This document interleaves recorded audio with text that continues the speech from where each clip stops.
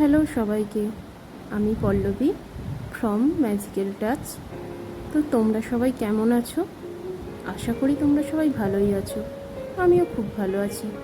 তো আজকে আমি তোমাদের দেখাবো একটা ডে পার্টি মেকআপ, খুবই লাইটের মধ্যে। তো সেজন্য প্রথমে আমি ক্লিনজিং টোনিং করে নিয়েছি। দেন আমি ময়শ্চারাইজারটা ভালো করে ফুল ফেসে লাগিয়ে নিচ্ছি। এটা একটা ভীষণ ইম্পর্টেন্ট পার্ট। তুমি যত ভালো ময়শ্চারাইজিং টোনিং করবে তত তোমার মেকআপটা কিন্তু ভালো হবে। তারপরে আমি একটা প্রাইমার লাগিয়ে নিচ্ছি। তো প্রাইমারটা ছিল সুইস বিউটির একটা প্রাইমার। আজকের মেকআপটা আমি খুবই অ্যাফোর্ডেবল প্রাইসের বিভিন্ন প্রোডাক্ট দিয়ে করব। তো প্রাইমারটা অ্যাপ্লিকেশনের পর আমি একটা স্ট্রোক ক্রিম লাগিয়ে নিচ্ছি। এটা হচ্ছে নাইকার একটা স্ট্রোক ক্রিম। তারপরে আমি পিএসসির টেক কভার অরেঞ্জ কারেক্টার দিয়ে ভালো করে যে আমার যে ব্ল্যাক স্পটগুলো আছে, যেমন আয়ের মধ্যে রয়েছে, তারপর জ লাইনের কাছে লিপের চারদিকে যে ব্ল্যাক স্পটগুলো আছে সেগুলোকে ভালো করে কভার করে নিচ্ছি। তোমরা যাদের ফেসে কোনো দাগ নেই তারা এটা স্কিপ করে যেতে পারো। তো তারপরে আমি ফাউন্ডেশন দিয়ে নিচ্ছি। এটা হচ্ছে এলে গার্লের একটা ফুল কভার ফাউন্ডেশনটা আমি খুবই পরিমাণটা কম দেব, যেহেতু দিনের বেলা এবং গরম। একটা কথা সবসময় মনে রাখবে যে গরমের সময় ফাউন্ডেশনটা যত কম অ্যাপ্লাই করবে তত কিন্তু প্যাচি ভাবটা কম থাকবে। তারপর আমি একটা ফাউন্ডেশন ব্লেন্ডিং ব্রাশ দিয়ে ভালো করে ফাউন্ডেশনটা ব্লেন্ড করে নেব। তোমরা চাইলে ড্যাম বিউটি ব্লেন্ডার দিয়েও করে নিতে পারো। তারপরে আমি ভালো করে ফেসটা কন্ট্যুরিং করে নিচ্ছি। এটাও সুইস বিউটির একটা কন্ট্যুর। তো ফেসটাকে ভালো করে আমি কন্ট্যুর করে নিচ্ছি। যাদের ফেস খুব পাতলা তারা এটা স্কিপ করে যেতে পারো। নোজটা হয়তো যাদের একটু চাপা তারা শুধু নোজটা করে নিতে পারো। আমার ফেসটা যেমন একটু বড়, সেজন্য আমি হালকা কন্ট্যুরিং করে নিই। তারপর আমি হাইলাইটারটা দিয়ে নিচ্ছি ফেসেতে। এটাও পিএসসির একটা হাইলাইটারটাকে আমি হাইলাইটিং এরিয়াগুলোতে দিয়ে নিচ্ছি। দিয়ে এটাকেও খুব ভালো করে ব্লেন্ড করে নেব। আমি সব কিছুই যেহেতু ডের জন্য করছি সেজন্য লাইটের মধ্যে করার চেষ্টা করেছি। তারপর আমি একটা লিকুইড ব্লাশ দিয়ে নিচ্ছি, দেখো।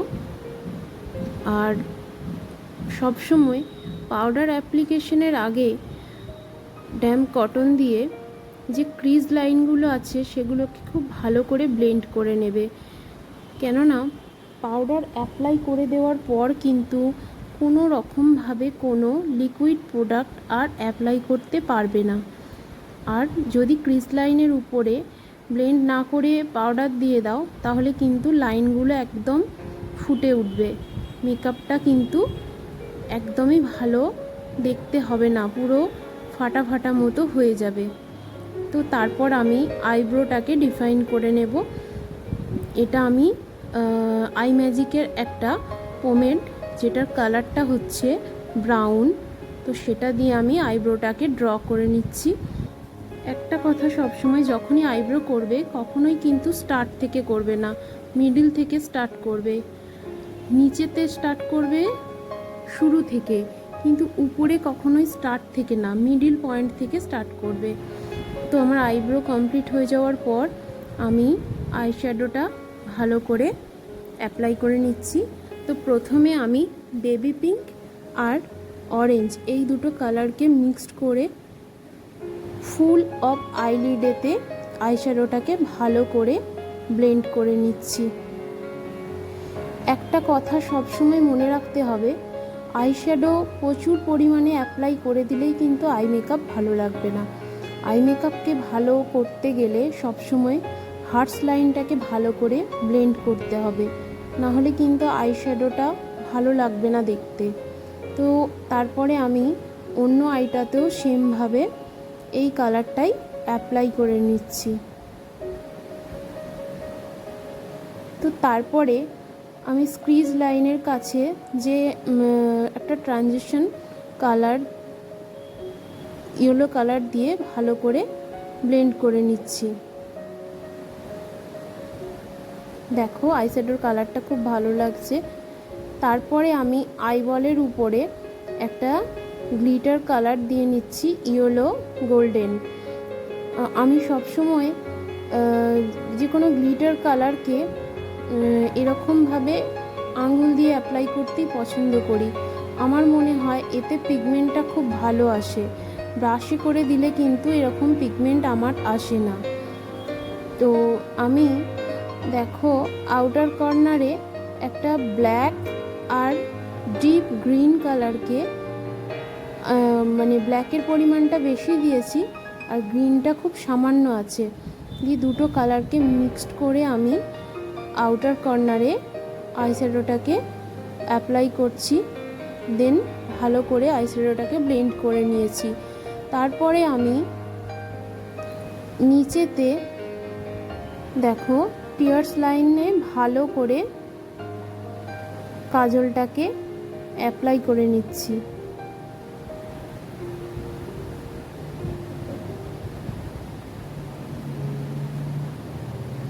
দেখো এরপরে আমি একটু ব্ল্যাক আইশ্যাডো দিয়ে কাজলটাকে ভালো করে স্মাজ করে নিচ্ছি।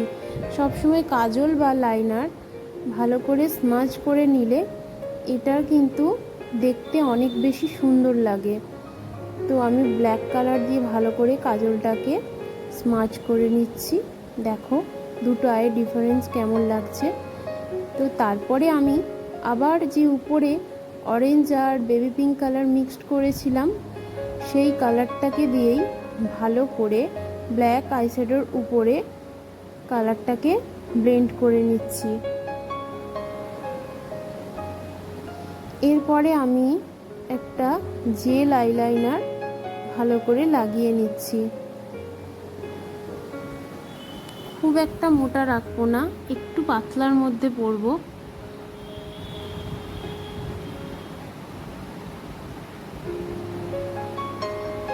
দেখো আই মেকআপটা তোমাদের কেমন লাগছে আমি জানি না। দেখো আমার আইলাইনার পরা হয়ে গেছে। আমি তারপরেতে ভালো করে ফেসটাকে একটা সুগারের কন্ট্যুর পাউডার দিয়ে কন্ট্যুর করে নিচ্ছি। এরপরে আমি একটু পাউডার ব্লাশ অ্যাপ্লাই করে নেব।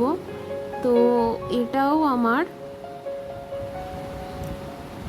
দুটো কালারকে মিক্সড করে আমি ব্লাশটা লাগিয়ে নিচ্ছি। এরপরে আমি গোল্ডেন হাইলাইটারটা ফেসে লাগিয়ে নেব। তোমরা ব্রাশ দিয়ে ফ্যান ব্রাশ দিয়েও লাগাতে পারো, হাইলাইটার ব্রাশ দিয়ে লাগাতে পারো। আমার আঙুলে করে লাগাতে বেশি ভালো লাগে, সেজন্য আমি হাইলাইটারটাকে প্রথমে আঙুলে করে লাগিয়ে তারপরে আমি কখনো আঙুল দিয়েই ব্লেন্ড করে নিই, আবার কখনো আমি ব্রাশ দিয়েও করে নিই। এটা আমার একটা মেকআপের খুবই ইন্টারেস্টিং পার্ট, যেটা আমার খুব ভালো লাগে হাইলাইটার অ্যাপ্লাই করতে। তো তারপরে আমি মাস্কারাটা ভালো করে লাগিয়ে নিচ্ছি। আমি আজকে আইল্যাশ পরবো না আর কোনো লেন্সও পরিনি, কেননা আমার আয়ের মধ্যে একটু প্রবলেম হচ্ছে। যখনই আমি আইল্যাশটা পরছি আমার জানি না কেন চোখটা ভীষণ কুটকুট করছে আর চোখে প্রচুর জল এসে যাচ্ছে। তো যাই হোক, তারপর আমি ভালো করে মার্সের একটা লিপ লাইনার দিয়ে আগে লিপটাকে খুব সুন্দর করে ড্র করে নেব। তোমরা চাইলে লিপটা ড্র নাও করতে পারো, কিন্তু আমি সবাইকেই বলি যে লিপস্টিক অ্যাপ্লাইয়ের আগে যদি লাইনার দিয়ে লিপস্টিকটাকে ভালো করে পরে নেওয়া হয়, বা যারা প্রথম মেকআপ করছো তাহলে দেখবে লিপস্টিকের অ্যাপ্লিকেশনটা কিন্তু অনেক সুন্দর হয়। আর আমি তো আবার অনেক সময় পুরো লিপটার উপরেই শুধু লিপ লাইনারটা যেটা ডার্ক কালার হয় পুরোটাই আমি লিপে অ্যাপ্লাই করে নিই, বেশ ভালোও লাগে দেখতে। দেখো এটারই কালারটা কত সুন্দর এসছে, কিন্তু আজকে আমি লিপটাকে একটু রেডের মধ্যে রাখতে চাইছি, সেজন্য আমি তারপরেতে আবার একটা লিপস্টিক মেরুন কালার ভালো করে লিপেতে তোমরাই বলো যে লিপস্টিকের শেডটা কেমন লাগছে।